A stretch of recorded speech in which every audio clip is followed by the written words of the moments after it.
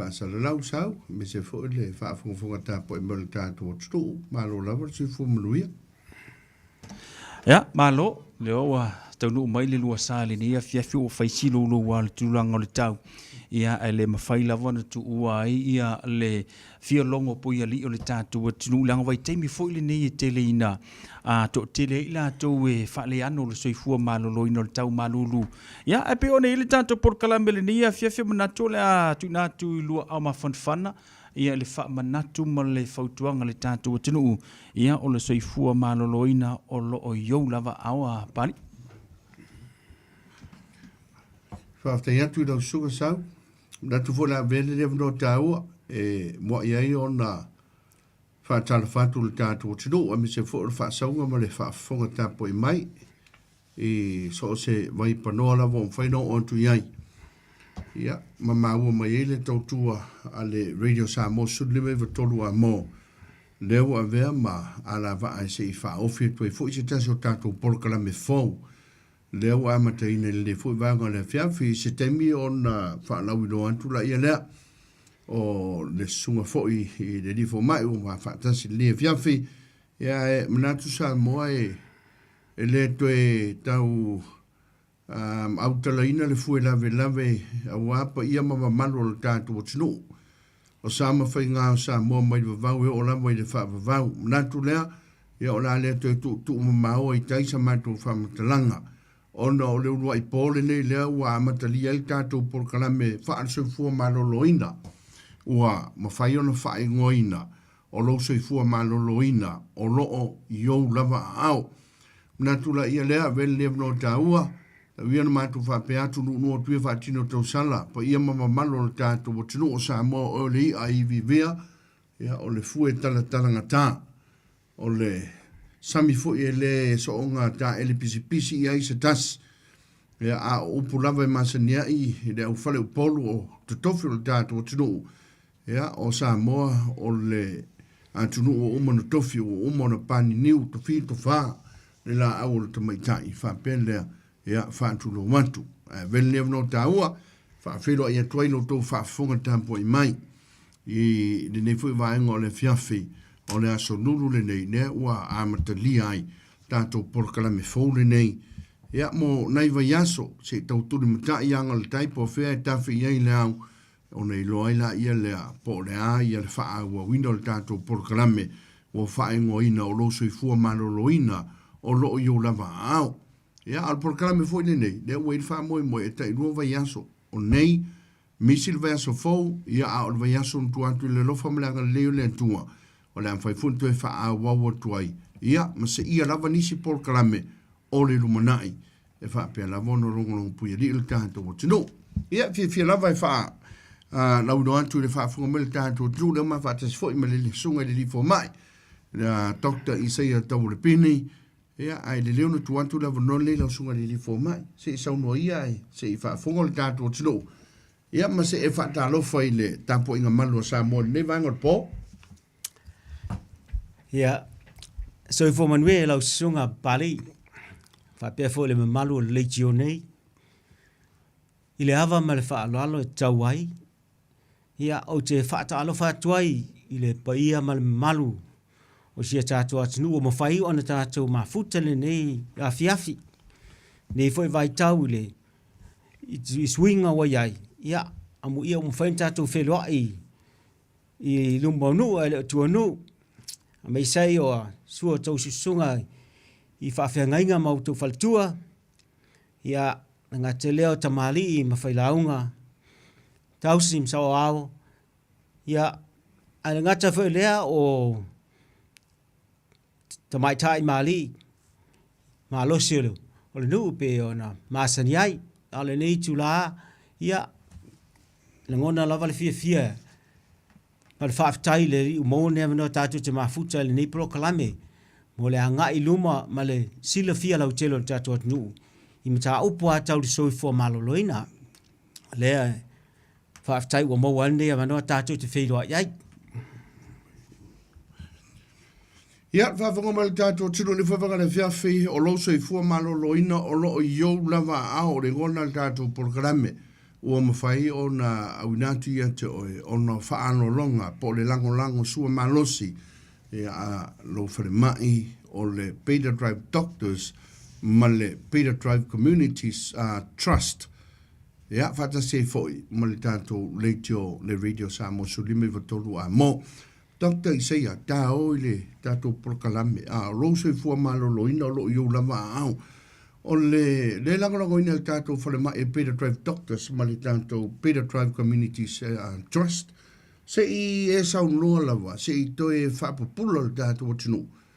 Ia le tātou au nanga lea le Beta Drive Doctors. Whaftai, ia, le leila vale motu le pā ua manino ana o laua tātou matalia ni aso. Ia, o le taumawhainga nei, o se taumawhainga na mafo mai i le ofisa fo mai la le ta o Beta Drive Doctors. Ai mo le silafia. Ai o lango ina foi la e lesi vaenga o le Beta Drive Doctors e ta o le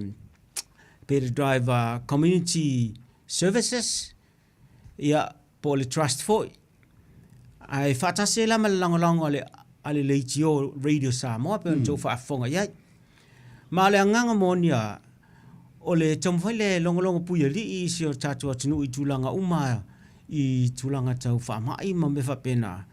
Ina ia whaapeo na nofo malama lama ile malo tinu I tūlanga uma e tawai. Ina ia whaapeo na whao ngā ia services ma au nanga whaasoifu Maloloina. Oro ma whaio na tātua maua I nei atinu. Ina ia whaapeo na ngā ia I whao ngā. E whao ngā te tau, ma whao ngā I ato atoa. Ina ia awane ia whaititia ia tūlanga tau wha mai ma me whapena o loo. A whaina I tātou mai lea vai tau. Ai tātele I o e tala noina ia nisi fo I o mata upu Soifua Maloloina Beta Drive Doctors le afia tuliantu. Mo I lato e le o sila fia o le vaenga o loo iai le whare mai le o ai fo. Nisi o fo mai o lo whampeo na tau tuina le atunu ui le Beta Drive Doctors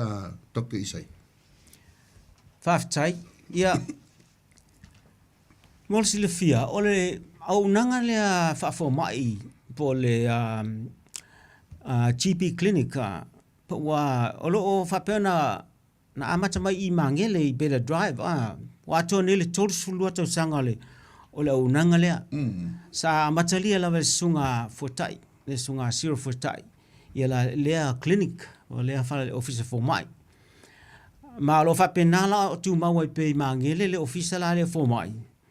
I tafatafane on McDonald na si le fie to I mangele shopping tafata McDonald o tu atu le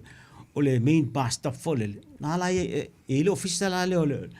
le Beta Drive Doctors ai le terminela o lua ne la ia officer for mai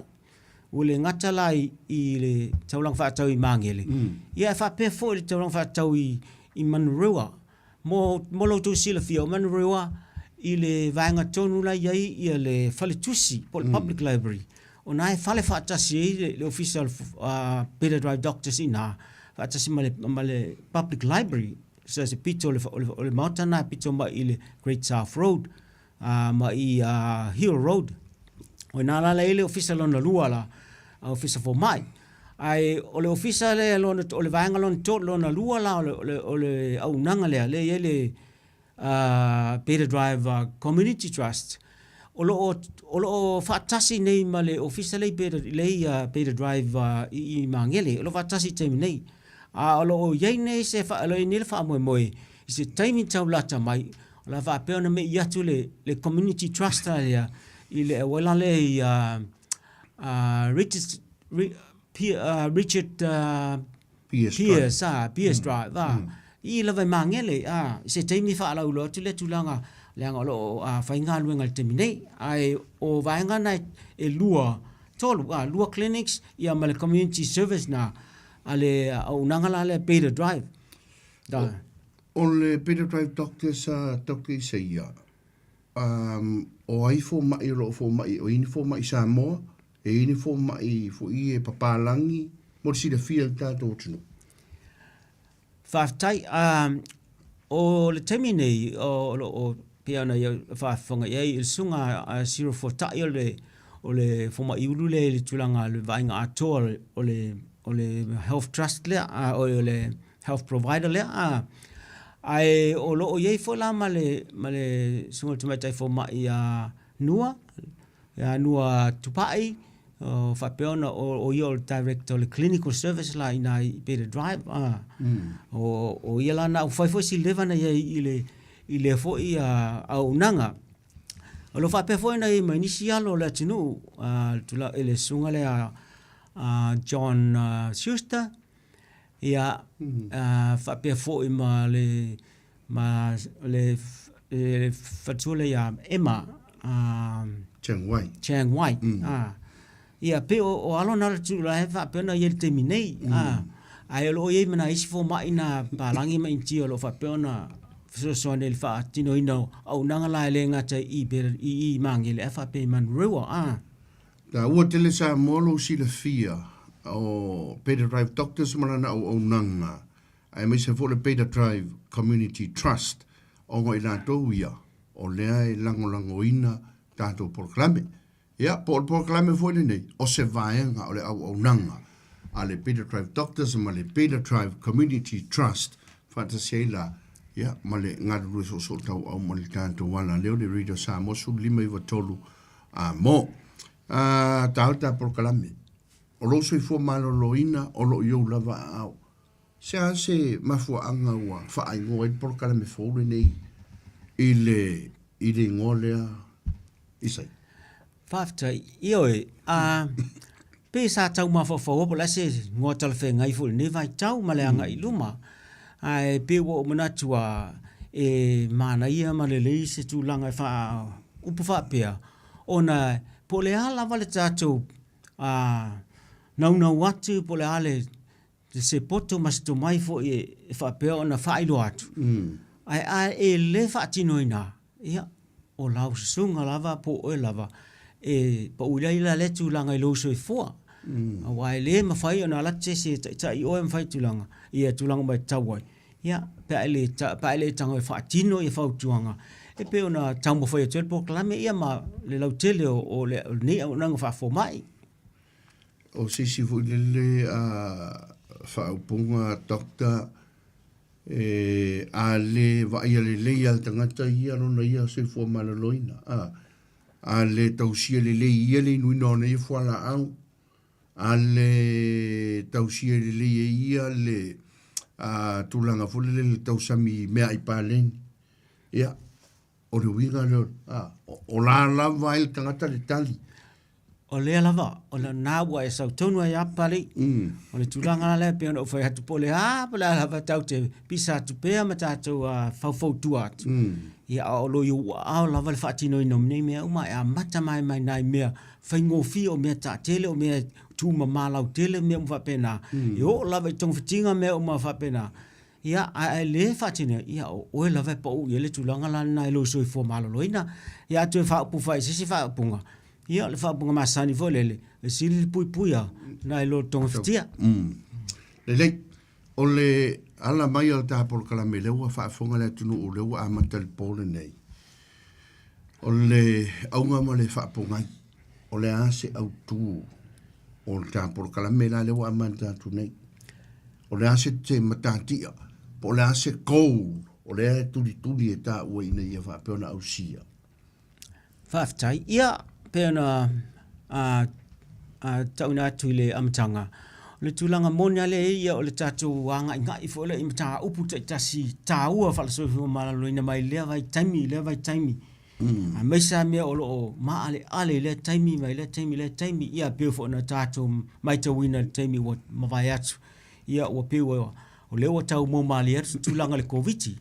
ia ai le tu ai le tele na wa o si fa ma yo lo fa pe ona fa hina ile malu le tu e te tau lava no fauta yai wa mo ia ele I mai a tele le covid o lo fa pe ona tele pe ia le ngata la pe pisi pe o tulanga le mai te tasi ngas te tas o lo fa pe ona fa hina ile malu le tu e mata mai lava fa na wit se yo lava ia ma tua wa tele o si me ia mata mai o light ia ai fa solo na matua ia wa ostu langa le manuia ia male talfengai ia sa molo fa fonga male vanga le tato por kalame O le nauno te ingai nei si tia tūlanga le lei. O le Soifua Maloloina o le tātou tino. I te tonu fo lea tino. Tilo a fo ia ma le whanonoi ni so temi fo i le pā wa aisi i mo whainu mirror statistics. Ia, Dr. Isaia peo e o Pasifika lava fo ia te le na pa u fo i le lalo le no me lao. E le ngata whati te inga. Whengo tui pui pui. Tūlanga uma whape a whapasene. E pe ia fo i le e iai alangona mosu wai o tātou tangata fo i nea tausia le leiva enga ia. Pe lai e sota i le leia ma le ngor por kalame. O le ala uta mai koe whawhangu le atunu. E te tahu o na mai le Lou Soifua Maloloina. Ia whaau ngā fo i tā por kalame. E si i ti el tūlanga le Lou Soifua Maloloina o tangata. Ia o le tūlanga tonu ana Samoa. O le nauna watu ina i whapea o na te tala atu fo i se malamalama masi lo ina i whapea so soania i le ngatai whanau. Ia e whapea i tātou i tangata mātutua. Pe ila ngā moni nā leo tātou ai ia, ma whape nai ala tātou alwai pe mō sina ta i lua vai aso le teimi nei, alo o iei wha moe moe, masalo o le au o lava ina vai aso, ma whai tātou pokla me aso lulu e tas i le teimi lava nei. Ma lo va vtain, ia, wana o sina fōla sanga vole le tau wha a tātou le tātou tino, le aunga ma le mafo anga le tātou pokla a oi fo, o loo langonangoina le tātou pokla me le nei. Ea, lau sunga le li fōma. Ua whai asi tele o wha ma ia pipisi mai le tātou tino. O le fo o tātou wha longononga tu Samoa le tele o mau wha ma e loanga ia tu Samoa. O le Fulupi, o le Misela. Ma le ano noa, o le Koviti, lea la volo o tātou se tu lou o le ngangana. O la wha tasea ma le Koviti nā tau ia. Ai, e ye fo ilisi la wha ma i lea. O leo lo fa pe foi ona consena ia le mtanga luenga Soifua Maloloina le tunu o manatu o leo le a nga i sta fa so le viafi o fa ma ila le ta o le fever rheumatica o le rheumatic fever ai le ia no fa sida tu pe lo sunga ia me so so long o la so nga fa ma ila a o la se tu langa o ia le mo mia o le nga i mai o tatu o tunu ina ia whape ona whautangia, whautuanga ia e watu. Whaftai. Ia, ao sauni ne polokalame. Ia, sa tuli mata i pea, ia tūlanga o ia fofuanga uma ma whaangaso longa o le wha nei tonu New Zealand. Ma i le taimi nei, o lo whapea ona tamu whai pea e sanga whaalelei a tili, ia tūlanga uma i le whaalau i loa ina, ma le whaamanino ina, ai meise la le whaatino ina o tūlanga tau le puipuinga o Soifua, ma le whaamaine le anga a o atu tūlanga matu ia. Ia ona whinga tālo la ia wai le tele e tele iroa, pe te tue fo i se le pele ai. Ia, ai, na ia so ia lua na tuana i nei, sa na e mai tau moe le atinu. Sa whaalau i loa e fo le TV1 News, ia le tūlanga le wha maia lea o lo wha pea o na ma ale pea ai maise lava i le tūle i a tātou i South Auckland o lo wha pea o na tele pea wha nau iti o lo wha pea o na whai nai ai i le tolu masina i lau mai tau atu i le news le atala ana fi matala tuna fi le tolu masina le wana au matu i le mai ia ua tolu sfu tasi ia positive cases ia wei so far lona winga una alu foi lunga alu mali foi lunga mai pe na tau foi te mo o tātou tangata Samoa e mesela ia Samoa ma tonga i fa ma monga lo i filma i te mini New Zealand pe o vaenga ia pito isilina tele ele fa ma le fever mutika ma le facility le pe ai siale me ina pe tele pe i a tātou ia malva ma tupale o tonga le o tonga ia o te tono le tūlanga le masani e tātou le tūlanga le nofo wala lata i te miuma e whaingo fie fia tele tato e mafuta fa le ainga fa mafutanga i ekalesia ma me penayo ai i mo fa le lave fo e tula mai ia tau te lo toia ia ma fainga fe na fa pesi ia la fa mai bela fa mai le fiva mutika e fainga fe na pesi ele siama le mafuai tono le mena ia male tulanga le wa fa ia si to telo tato ma la tonga i tonu ai oklani ale pe tano e ya atono le mele le mai tawina le tele pe o le fa mai i tono la tonga mala o Samoa se fa ia sau longa doctor tulanga le o la ede me ko le fiva rumatika warai na fu e ka mo make mai le si tu ina malesi lo matua se fiva fai ai po se fiva ma fau po se fiva po se ngase a fieni si va en o le tino tanga le ia le la wata o tula le tu ton wala le fever rheumatica e saume le upu fa palangi o le rheumatic fever langa le sta to fa sa mo le upu na ufa liu sa ia o le fever rheumatica ia o le nei fa mai o fa si leva fo na ni sila fa pe fo sa mo o si lia male lo se futa sanga nei o pepesi nei fa mai nga te Samoa, ni sila ma de tele o atunu. I se fa monga no uva ai le pepa le internet na fapia. O le pesi fa mai nei ni sila. Ia what fatu se tu se le pesi i se meo Afrika. Ia pe fa fefe tangata la pe tava e le tulanga fa pena. No winga la. Ia ole fa mai nei o lona ingona lo fa ingwai sa ma sani masalo na taimi le ai mo meli ngol fa mai le ai sa ta o le mai fatu ia pe le mai na le ingona sa ta o langa pe o le fatu ale le to tonga e matel ele fa ina pe matu ia ai le ngol fatu e afi ai ia fa mai la le ma fo Malaysia ma le ta o le streptococcal A le lava e fa ai lo atu i nungoni newspaper ma penga ta failangi ele famai e mongo fia le tele o mea o tota mea ngangasa mea elea ia e o lava i me mama ia langa o le siama ile lo ngofia ni mata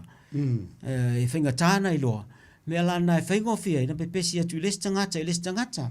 e o ai lo tango ia isi me mama ile siama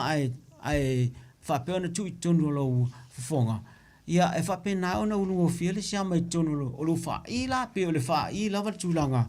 e anga yele ya fa ina mo sia male pe asia si tulo tino pe no fa tu sia mai mo solo ai se mea e fale o me mo ai o me fe o ai ma fa nga e ta tere le sia mane o streptococcal so no fouta ia i tulanga le langa le se sia mai ia pe o sia ma masani ele loa ni mata ni ele fainga tatele se longa la wa ulu loa ia mfa pena ona tupu loa le mai tonu fa i fulam fa pena ia ona tinga no mo o ia unga le la tatu o jet me silila le o fa fonga mai la tunu i la tau fa pula mai fa mai le it's something to do ile with the heart ile ngata fo ile nga o le fatu e inisi vaenga lona winga la e fai asi serious fai asi totu nga ole o le fa mai nei doctor dio ya pe anan fa nga so solo tele ta telo nanga ne fiaf e pe fa mata fai ngo fie me pe ele man natu ma fa el tangata a le matu ya le mea e o ya ma wo fo inis ma fa pena foi ona mai wini se soifua e leo se fa mai le ngai amata mai me fa ngofia le wa tatu fa longo so ye ma tatu va ye ma o fo ya te o ma initial time le me le tingal fa I amanatu mama ye pe tu langa na le ye e fa ma mafatele a lava ni manatu mama le tingal fa I wa tingal fa I ye te le masal mia o siama la we tonu le wa matena fula matinga mo I walanga e tele ma fo angal tingal fa I ia apeta ya ne i le tulanga lava lea, ia whapena ona iai aunga le la tau te ina e whaingo whiana mai tawina ma whai role mea tonu whai o te whaatali. Ai tautua nā, ia mo i waso la sa tatou i uma mea ia tele ana tapa i taula sea ma me whapena ia o te ele tuititia fo le au ngā nā tulanga i nā vai tau ia le teimi nei ia olo ua iai nele poto ma wae fo ni vai teimu whai na whai ia tulanga uma mauti noa ina e whaapea o na tapere siama lea ai le io o atu tulanga le a whai na uisto tonga penta au le fatu mea na Ia, se teimi masalo e whaavanoa le ta 15 minute mulumuli pe 2 minute mulumuli. Te tala i tā leina. Pe ingi se la to whaavasini. Ai le lei. Ia se sa ngoi, o ungo le whaamaile. Le lei. Ia pēno whaatu o le ti ngar wha ia mai tauina mua. Ia, e tele i tua i ngā mafuanga o le ti ngar wha i. Peitai ane, o le tinga lea, ela tinga ua hola sia mai tonu whai, ma whapena ona fula ia tō tonga ia tonu whai e ta o clans. Ia, ma whapena, e fula la, ma alinga linga i tonu, ia tinga lola ia. Tinga, tale, ia ma amata lona pe i fiva. Tulanga le whai, e vai tawina ua, whainga tāfo ina ona follows mea ilanga la, ua fula le whai, tulanga lea. A fiva la jangat. Ia lano inga ole a fa solo na tinga le urupe amala still fiva. Ni niva. Ia ma fa o no hotel tulang fole wa fa solo ngale manongi se me to sami. Ia le manongi la se me to sami fa no ti ono tinga fole manamba. Ono tulang le fela ta ile fa I mal manava. E ono folo ilalo me mal fa I mal manava ma tinga ai. Ia a tinga manava e o hotel tulanga ole whafau ia ma ona fia pua ia. Pe o aunga na o tingar wha ile tutilo e ma fua ma le siama lea e ono a vea ma mea nga ia tua ilo le mea tonu le ta rheumatic fever. Ia ma tino le mea o le tau te tano ne ile mea e ono a mata ma a ho o tu le rheumatic fever. Tingar wha I le tatu te manatu ma iai o a ma iai. A whaila o le a mai tauina I se tasi a unga ia o le ale se ngā ruenga I tauna whai. A o le a fwoi se mei tupu pe a whaapea e tuaina whai se ngā ruenga. Lele, o le mea momoa lawa e tauna na mai tauina ia o pena o taua tulang ma mai te tonu a inga whale me me o whamena ina ia o lava ne I a whaina o le siama lea ai a whaile ua whai a ai le ise tūlanga wa tinga la wha ima e langona I a unga le pēna tāua o le whautuanga ia se sūlewa ai ia lau formai. Ai lau formai whale ainga se taimi lata mai a awa tēnā wha one wha atali le sias. Tāwana vai le formai. Ia nā whautou sila fia e ono latu formai e wha pēa wa leise wa tumu pēa wa maina a fai lava wa ese tulanga fale tonu e te iloa ai pole lo walo o la ese tulanga tinga ina vai atu iai ia lai tele ese ofisa te ono alfo iai e le ngate lea o lai ta tala le fal mai le tulanga le emergency a mai sei tamaiti e te tauna nga I vave iai o wala fa atali se o le ao se ama taimi ana te vai e pole vave na ave lola walo ina fa pentanga e fo mai tulanga e fai me tauna fai. A wai vai lor fo mai, ona vai fo mai tonu le fai. I ma fa pe na ona e ia fo linga maunga e masala mia e fo mai tulanga le felisiama le ala ma fo e fo linga tonu e loa. Fai lo ma le swab, pole me le a mai tonu le fai. Le mea lana e ave su e le falso e toto le taimi ana. Ia e fa tali le lua tolu aso e o le fa aso isi taimi o fa tali me le ai le fa tali la fo mai timi le wala o va ai nei o te le masal mi o fa mai le e a mata lo mtong ftinga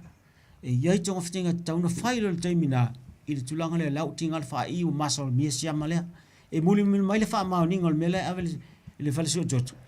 ia a lau fa ma nia pe sau fo le e se sia ma po le fa ma nia ia le se me po le me si le kava si le fai tulanga le ale taua na le vave na vai fo mai ina ia fai fa tina ton fiti amata le ton fiti na e fala au no inu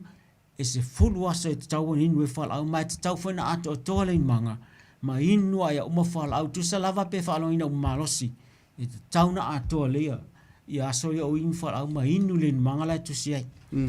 e iai male avanolo na lua e le si option e fai le fai na inu fala au e fauto ina folo ma el fo mai e ma fai na fai le tui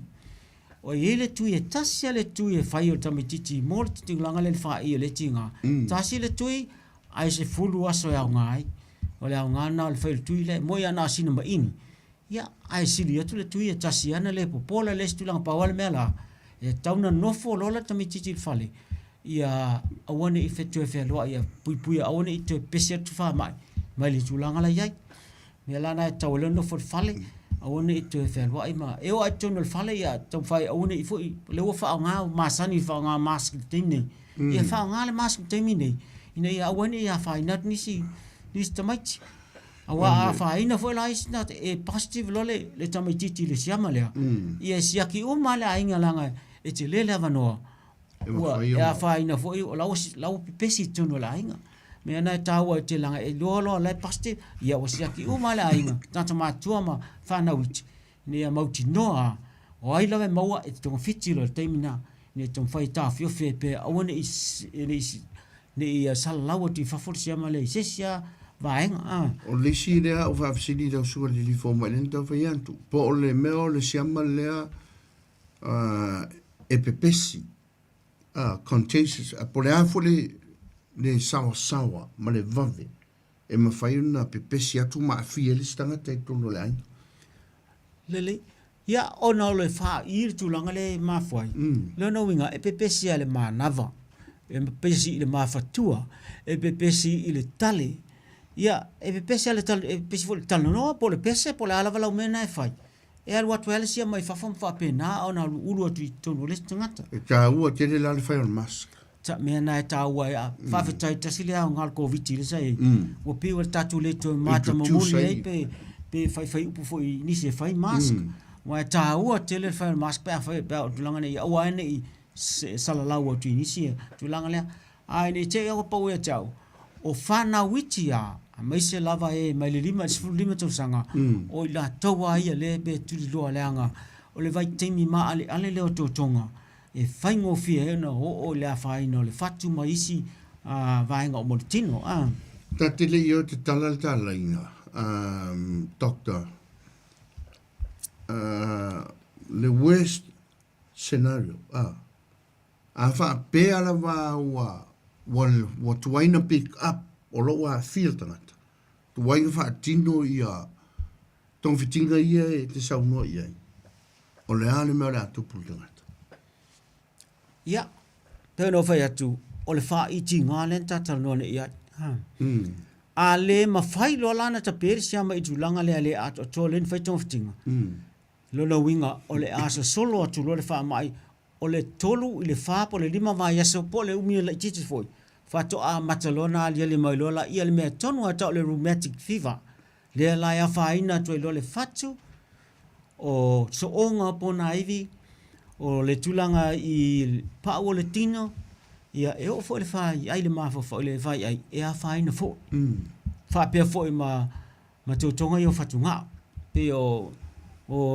to tonga lava na pito isina ai mata to le fatu pe le fatu al mata ona tele na ta o to inisi o nisi mo manuia la tonga onisi ia ele ato to o mal terminei o la lava e fa pena na fa ina ele ato toa e tu sa poi pe o mala to tinga ai tu wa fa longo ina pe wa se la pa sene la fa long na e mo mawina e lo mo fa mai nei na e fai auto nga fitinga fai lo tui tasi le tui masina tasi mo le si se fulu le los futa sanga wa e tu di lolo lu fu tasi pe atolo lu fu tasi mo fai nga nei tui tai masina ya asia te toa o le termina lu fu tasi le ia tulanga saunga le mu e ono fa wa pe o tui mo se taimi e fu la val tu sia ki termina a to ya o le Samoa fa funga mai o le aunga le ngol programa nei o Lou Soifua Maloloina O loo I o lava au no winga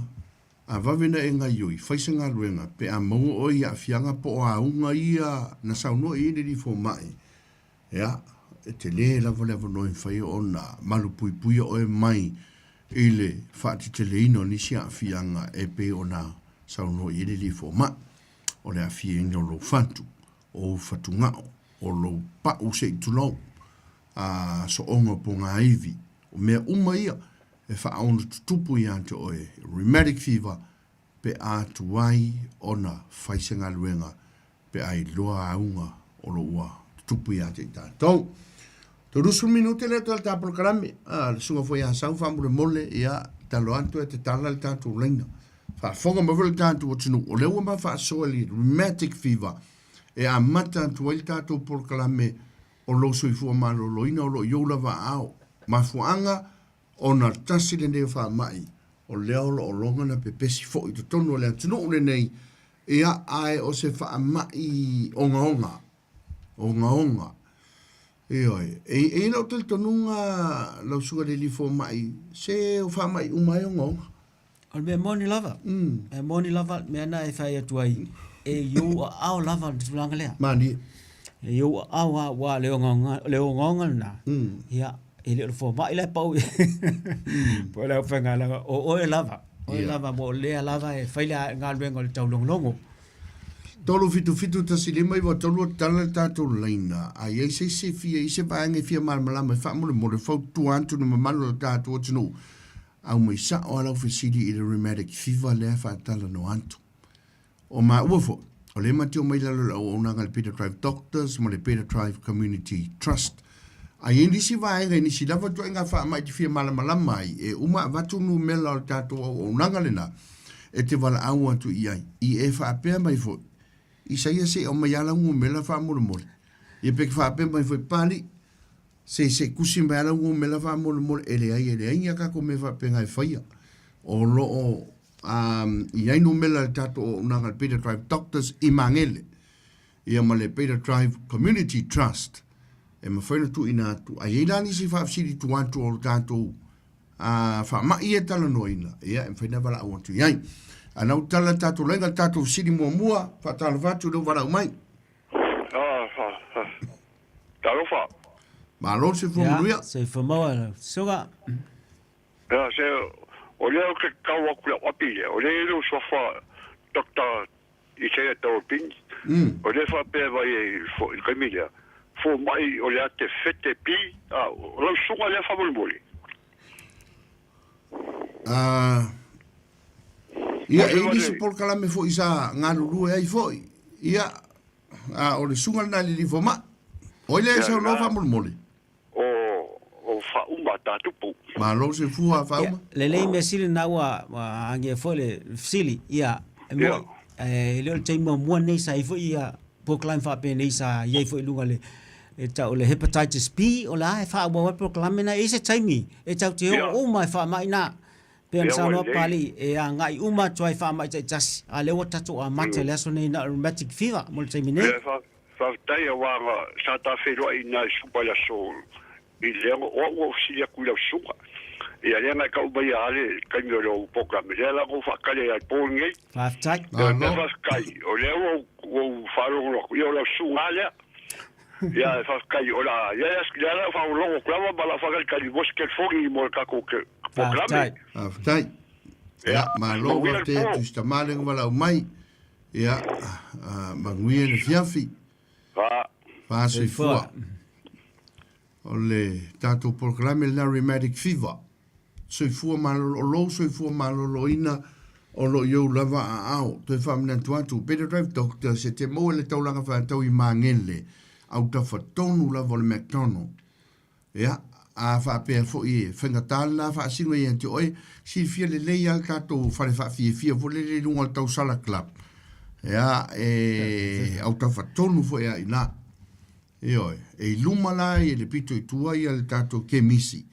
Ia, so olo ma le whana mai le nā. A whape fo e le iai se fo mai o e anga iai. Ia, fo tuaina fo le tātou tino olo ava no Peter Drive Doctors en whaina anga iantu o lo iei lava ta mai ta in pito i luma fa tala noina pe fa fefeona le stala oe ia a wa fo ini se ofisile fia tali ona fa pela ile an tato anga e to ina ta lia malanga nga fi fil tato tunu e anga iantu ina ia fa peona fa nga ina la o nanga ia le anga fo ta proclame Isaia pe alu al tangata i langa ia fo mai ale me tau lia ia se a nga al ta proclame le e fa malo sia ia e tau sia long Soifua Maloloina le ole mea moni level na ole maia a tata mfer ni afiaf ia longo puia li le malu la tinu ai halu lava tangata lau fo mai va ai tulanga ia au lava ni ile matulanga masani vole ata tau e pe tau mata mumuli pe fe pe fa over fo le fa lo sistemi e pe al watu e foi ai le tau tala malama ele ole tulang vole la so ona sa no fo mai ai te tau ona develop le relationship o e male fo mai wa ale le nelo mastanga male fo mai e fai go fiela na fetu fai o lua i me uma fa pe ai se mete facilite fie fo mai tali e mafso son yati me fa pena ia na develop ale le tulanga le e ma fa pena ina fai go fie ona so son e tulanga uma te wai ta maua tu langa ngas tino pe tu lo fo me fa pena ta o ia tu langa le o ia fa so a lo suga le fo ma ia fa fo mo ta tu no po fe la fo ma ina te nga i lo fo ma i fa la ainga ta o ia lo tomo fai le ina ia le lo so ta inga mo fo ma a o te mata mule fa so ia awai onisi fo ita to pe mata mule e tala noa i to inga ma ila ya afia ia ma whenga tā lona e ta tala lau tala noa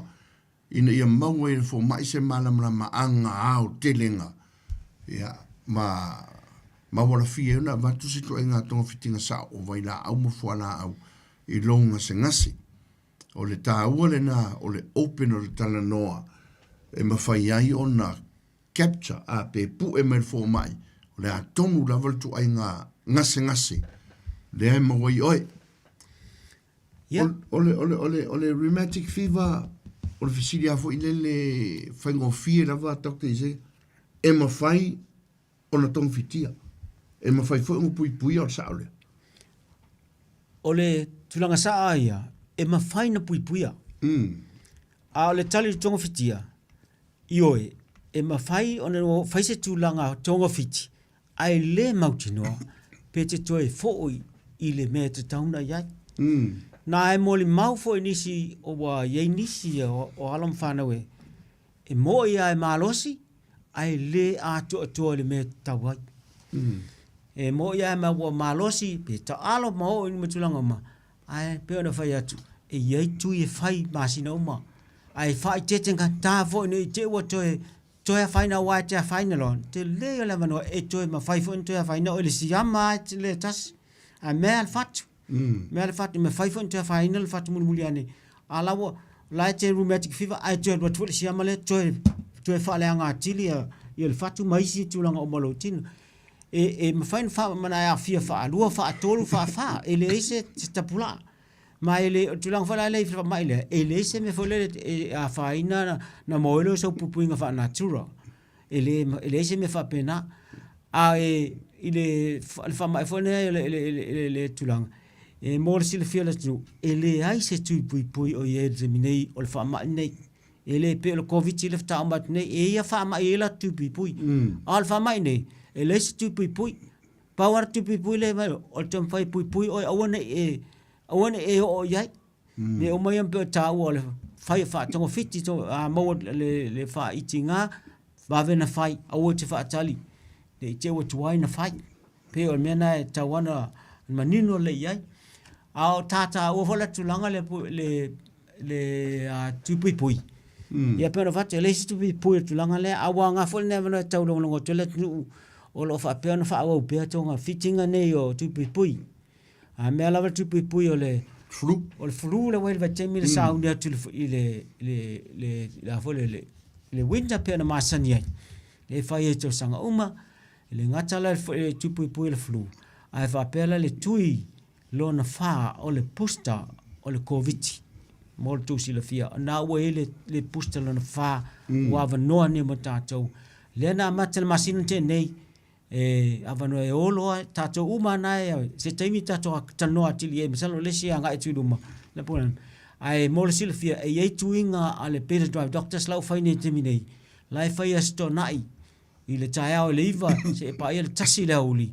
i le fai ni appointment na tuina e te sua to le asna fai lo tui ia fai le tui o le fulu male tui COVID a lua tui ia lua foi a voucher se maua lo ia le famunianga na e mawele stulanga le pa fa tino lo tui le walua ne sto na itanga amata ia te fai fo le sto na ile lumana nei ma fa pe na ia trasi e tau le winter ina ia fa pe ona pui a tili le nu le ngata le fulu a fa pe le COVID ai ei fo isi fa mai e lua le mo tu si le fia a mai se le fa na witi le fo mai le misela le fo wa mata na mai tawina ni si le to e mo fo ia fa pe mal fa mai le patases po le tale po le tale le tau patases po le whooping cough le mai ia tale vini ta wenis o fa mai na lua le o hit mai tia wa fa na la o tamo fa ia I fa na ia tamo fa o fa tino tu ia o le la ka fa so ingisi ta por kala mei I fa mai ia a mo nei lava po o le rheumatic fever le ta te ia a o fa fu mai le tunu o iso peni ia masina lau pepa o la talatane ia te o le no mela te mawaile sunga le li fo ma ia mi se fo o lo tangata ia pola o nanga le Peter Drive Doctors ma le Peter Drive Community Trust o le telefoni o le lua fitu lima valu lima iwa valu lua fitu lima valu lima iwa valu o le tatu telefoni le na ia o le tuatusi o le fale loa fast full o le tuatusi fale loa fast ma le valu o le numelo la wala le iwa tolu Peter Drive ko se fa ingoa le tatu fle mai I le ngoa le wala nga tatu I mangele o le Peter Drive ngai loa mai kako wa o luma ko nganga I ele kako McDonald so o loa mar kako unanga na Peter Drive Doctors o le toi iwa ta minuti toi lo sunga le fo mai ai asi se fia vidi mai wala au mai o le alawa te talatu lenga mo o tau o le tui el fulu se me fai ana a fai loa I le atunu o faa funga mai o le ale vai tau sanga o laim fai ona fai fua la tau tui o a fai vai tau sanga e te tongi le whenga tui el fulu lo sunga le fo mai tai mo le tulanga lea a ele mautinoa e te sua tua le asuna ilu ai ana usi le fia la pensione ia o mautinoa e te ia le tulanga le la te fatino lo tui ai e na fitu te ngai ilalo mai a me se lava ye e mo ngasi tu mau fo ia e le suka ma toto maurunga la ye le avano em faina fatino ia me la na em faina tu ba ilalo ia tau sanga o e afa e no fatino tu ia ai o lesi la vai ngai lalo mai ile qualified tulanga la ia e ai mana o ila tongi e tau manino le tulanga le e atu le asona e ai le mautino foi pe wa fatino lo tuina e tau e te ruatua e omi al vaenga la masani me omi me mau le asona po fe la e tulanga tau lu tui malo stona nei o le a fatino vo le tato tu il flu ia mal tanto tur COVID le posta no me la fa il nal tanto fa mai Peter Drive Doctors I mangele anga ia tu tanto tino fai la tu il posta le ala vo tanto o la fantasia mal tanto fa mai le COVID ai taua le fai o la tu pui o le tolu ine o stona italu na toe amata fengo tanto tu ye ngai mangele amata me liva te hausa o tasi da uli na sona I mua ma na sona I lena tuna e atu nei. Dokta fai asi mana I o le tali me le atu no. La e tātou te ilo ai. O la lava I ele nau ina I a whatau ina Soifua ma. Wato tele la tu not? Yo, o le mea moni au te tonu la e tā ua I maa fon. Ai e ilo na I me fo I e whelava sa ilo I na aso mna taimi. Pio le mea na e pia ngalo ngō fia I te ngata I a le I a se tūlanga whapea. ai se longa lava ua faina lo muli ia to a fa pelona ina ona to ma natu I me ia na tau longo toi pe ale mafua anga tonu na le tau fau tua toi pe